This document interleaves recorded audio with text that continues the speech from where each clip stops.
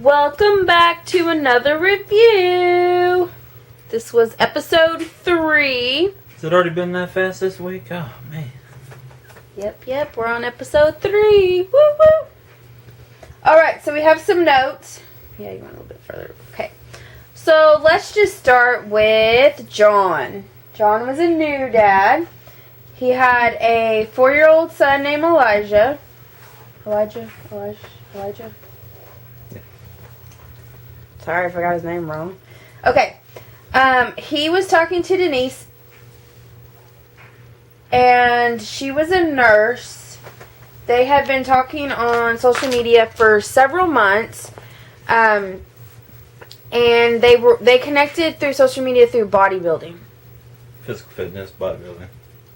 To me, it's the same thing, but okay. Anyway, he has primary and physical custody of his son. He says his son is with him 75% of the time. He found out that his girlfriend was pregnant, and then they got married, and then they didn't work out. Yeah, it was about, I think, 2.5 years or so. Yeah. That they were married. And then they split, and I guess with his job and everything, it was better for him to have he primary. had more time off, more time. Mm-hmm. And so he could spend it with him. And so Denise, I really like Denise. Yeah. She seemed to connect really fast with the little boy. So you could she probably has been around. No, she clearly has had to have been around kids. Because like one of the comments in the video chat was, she's like, "Can you teach me how to build a tent?" And he was like, "I can do it today."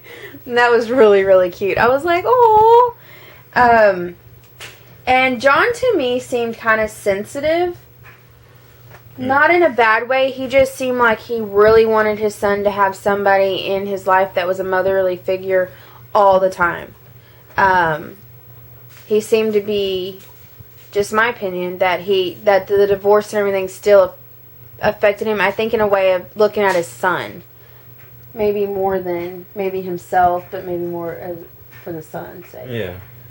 I think that John and Denise they seemed to hit it off real pretty good, and she had a big deal where she has a physical Crohn's disease, where very likelihood of her getting pregnant or having kids is very unlikely, and that didn't know how John would feel about it. And and John said, if that's who he falls in love with, somebody that has that, and it's a great fit for him and Elijah, then it's a great deal. He wouldn't be opposed to it. But then again, you can also look at it too. It's like you can do adoption, you can do surrogacy, you can do there's other avenues to go around it. Yeah, because he had said he did want more kids, but it was more about, the perfect fit for him and his son.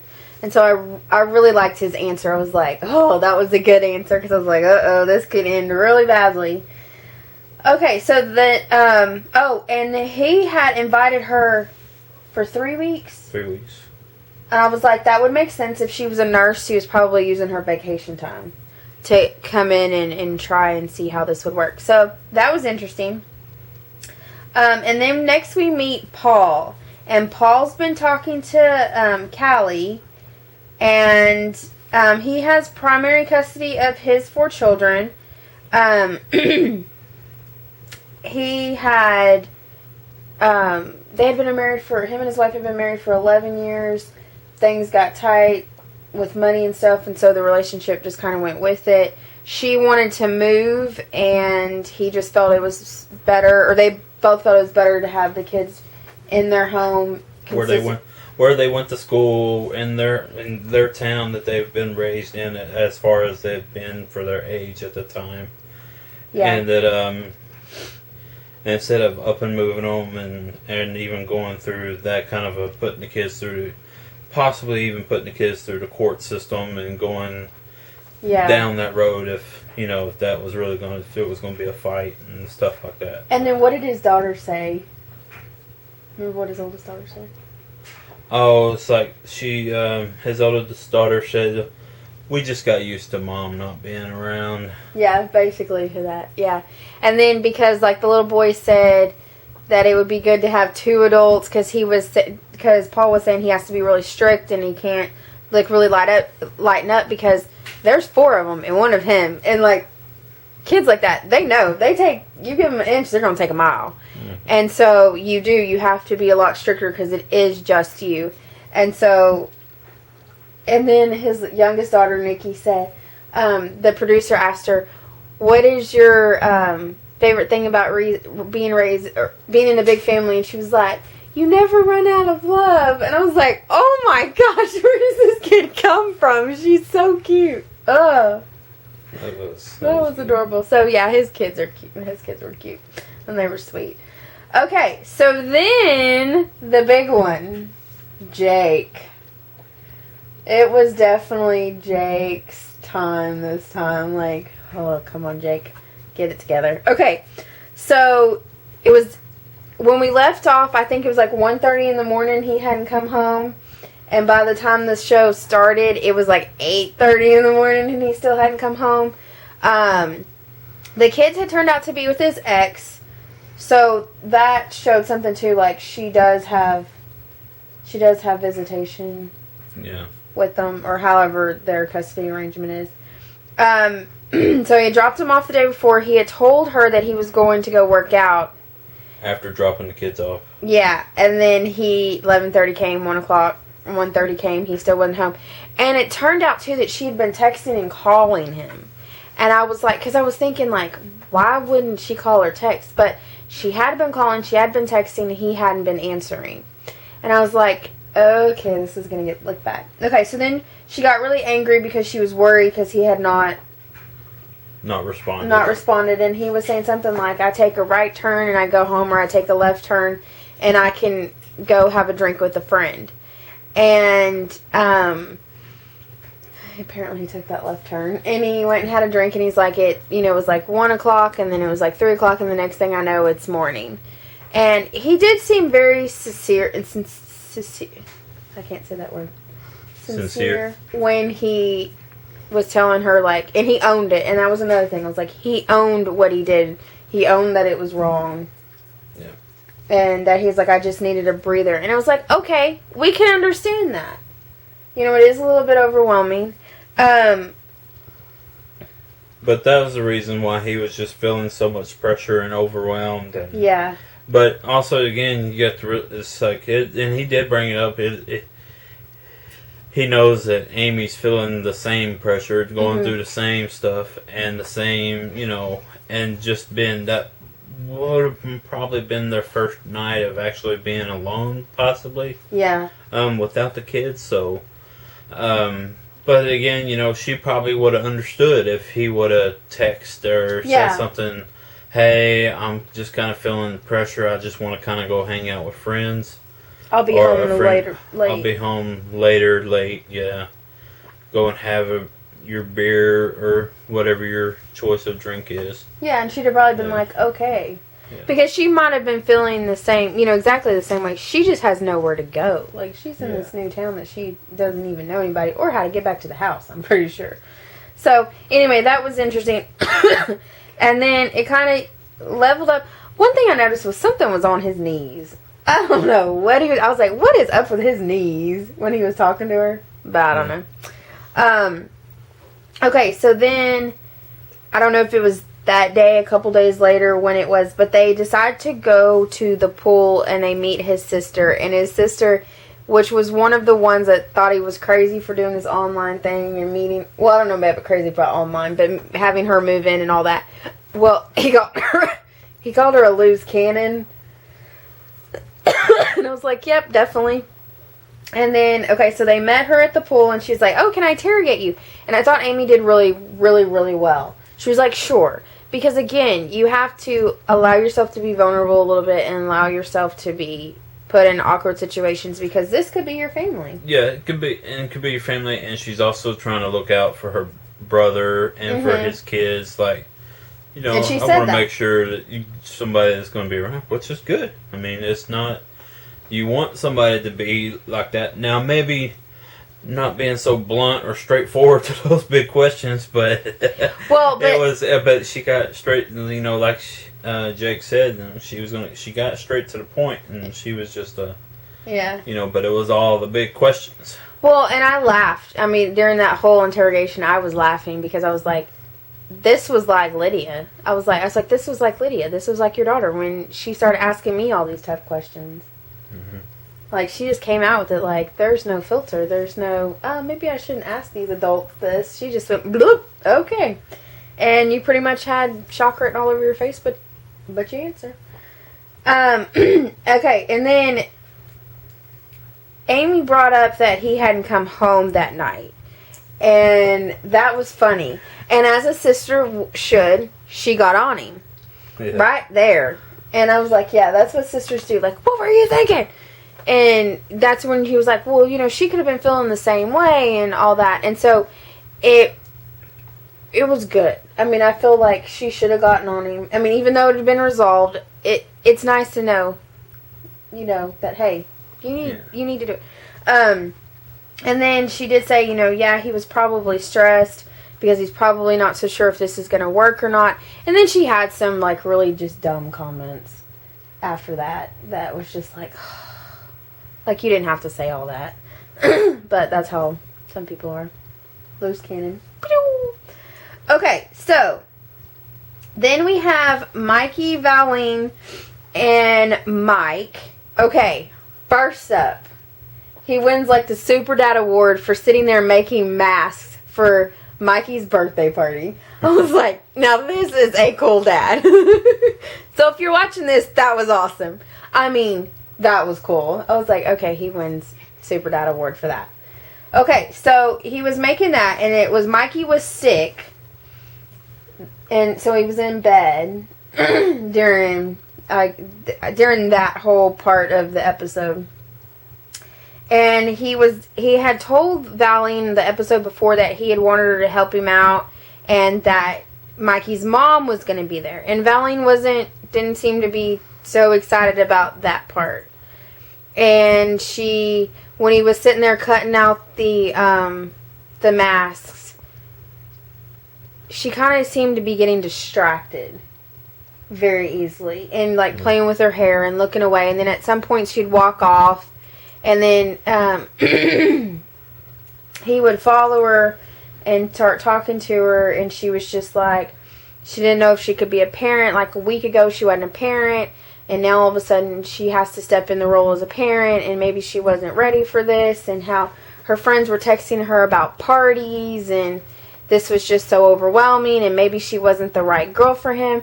And it was like, oh, this is not going to be a good episode or good moment. And I can kind of understand her line of thinking. When you go from a single person who's never really experienced kids, and then all of a sudden you're thrown into a situation with a dad and a kid, it's very overwhelming. And it can be very stressful. No matter how you play this in your head, yeah, it can be very overwhelming and stressful. So part of me understood, and then... What? I can't remember. And then he was like, because Billy was saying, well, didn't she want this? And I was like, yeah, I mean...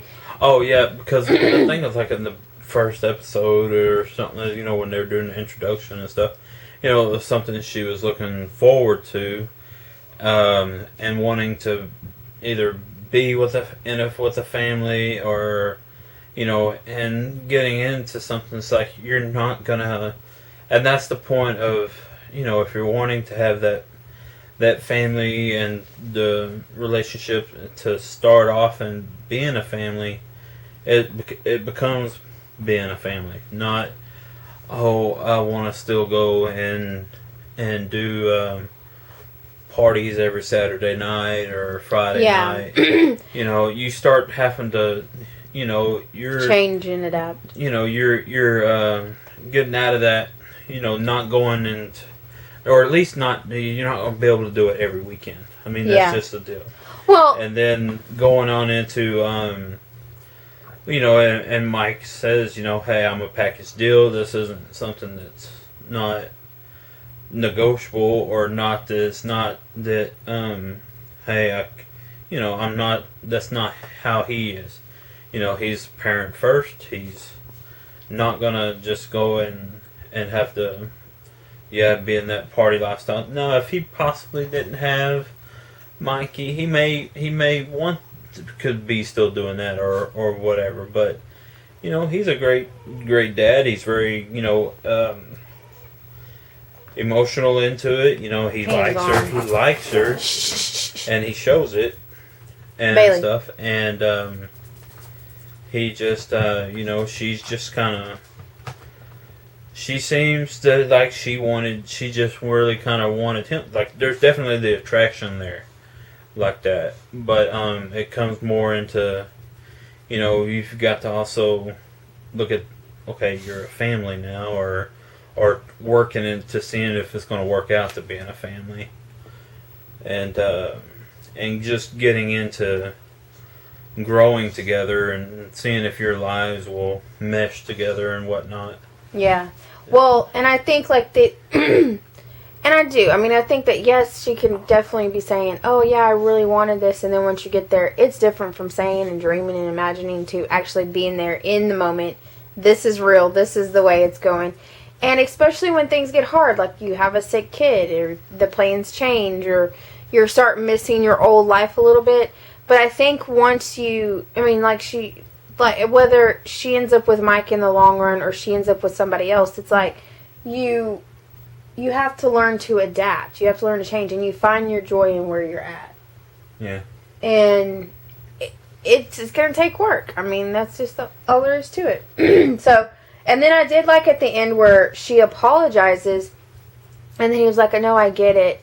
And it was like you're looking at him, looking at his son, and it's so many people have that look, maybe not with their kids, but somebody is like, they just look at their kids with all this love in their heart, and they just want everything perfect for them, or them to have everything. And it's like, this is part of the reason why I'm doing this. Like, I want love and I want to be in a relationship, but I also want somebody who can accept you because you're the biggest part of me.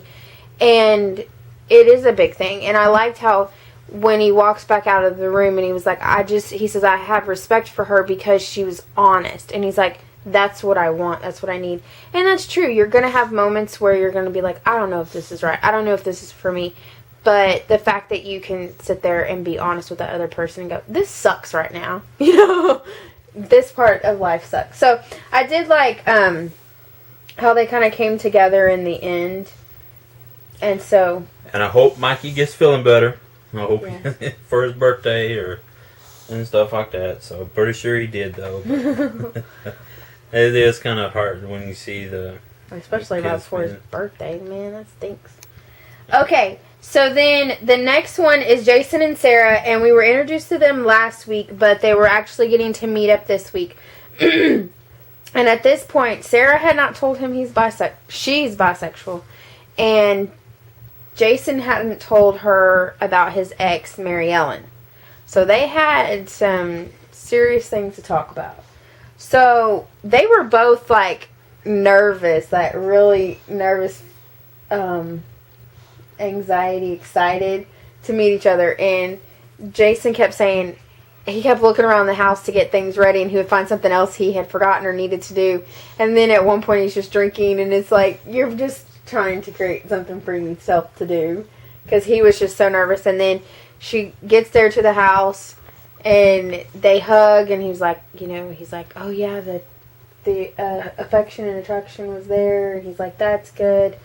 And then he had he had her own space, and he called it a transition room.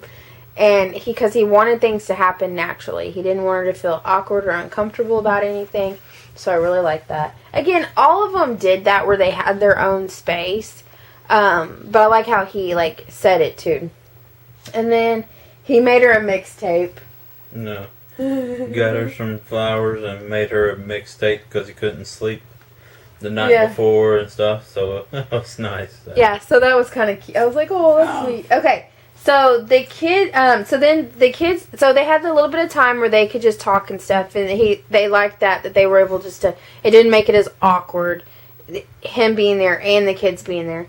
And then the kids came in, and he introduced them, and they talked or whatever, and then it got kind of awkward because the kids were standing and they were sitting, and then she was like, do I need to stand?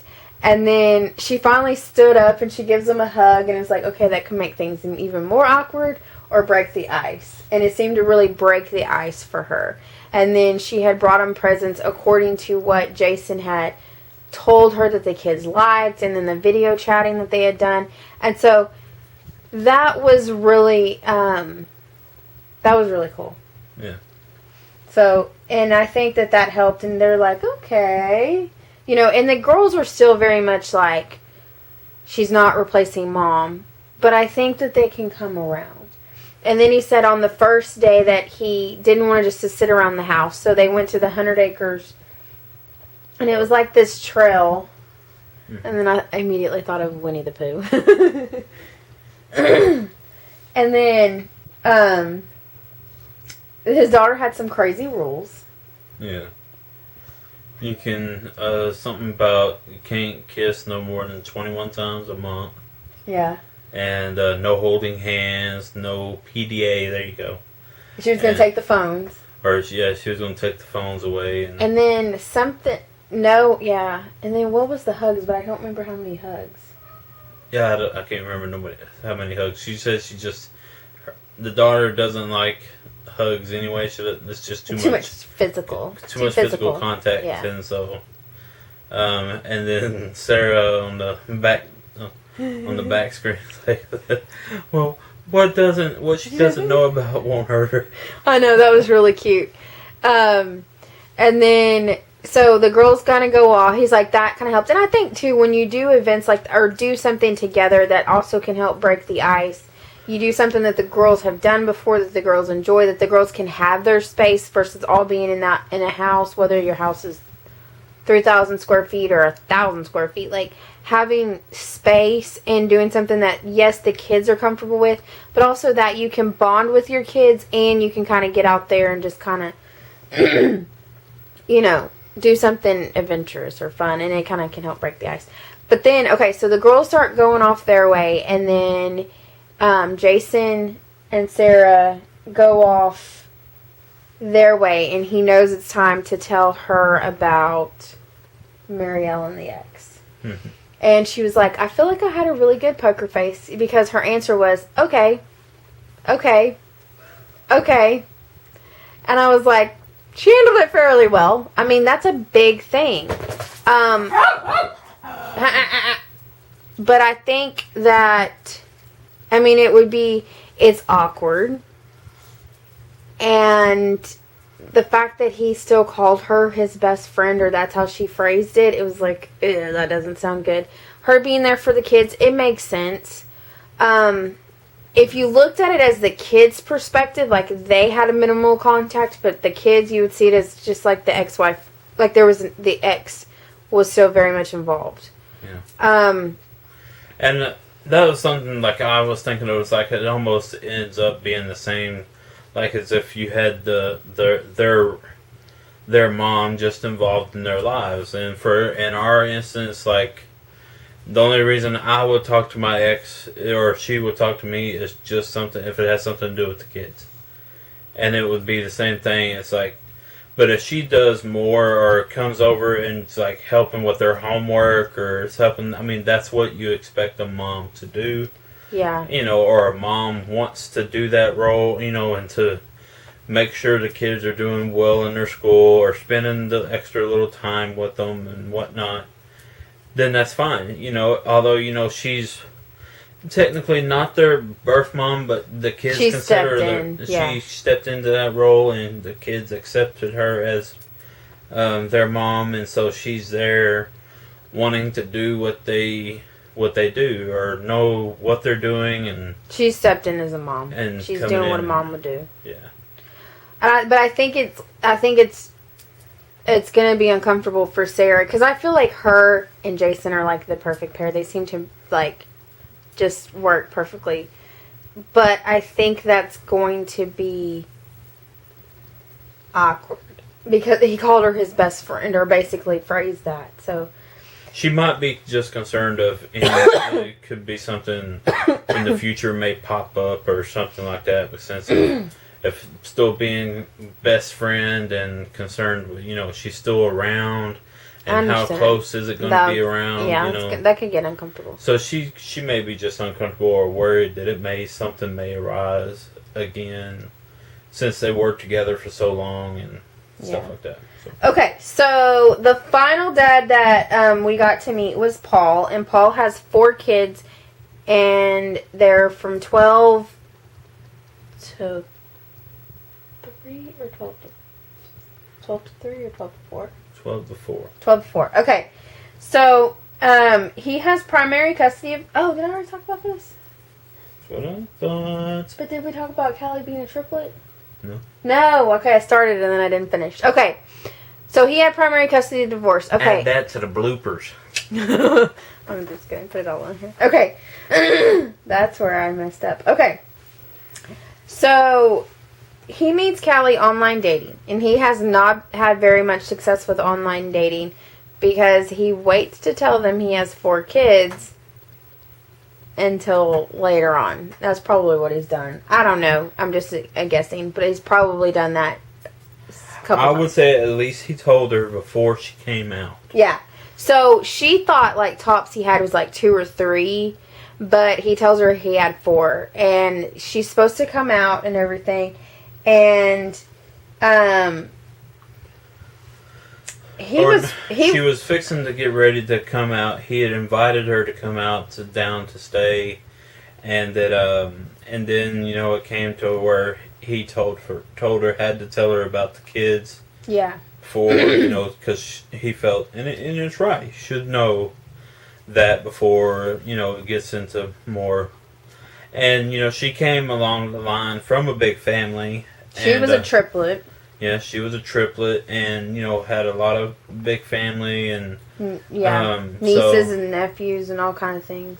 And they got together a lot to have meals on the weekends and stuff. But so she was used to the big family. I just don't think she was ready to be a stepmom of a big family. Yeah, she may have been kind of a shock, and like she said, okay, 2 kids, maybe 3, but 4.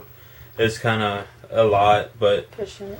And she said that she was going to have to talk to her family, or she wanted to talk to her family, and to see, and it kind of shows where she's talking to her mom, and it's just kind of like a preview. Yeah, and it's just kind of like, well, the way they were showing it didn't seem like it was going to work out, but I mean, if you see the other previews, evidently it does because she's there. I think it's tough. I mean, I think it is. I mean, 2 to 3 kids. I mean, 3 kids is you're pushing it, because to me it's like if you have Bailey, stop. If you have more than 2 or 3 kids, you talked about a serious commitment, a serious relationship, especially if they all have the same mom.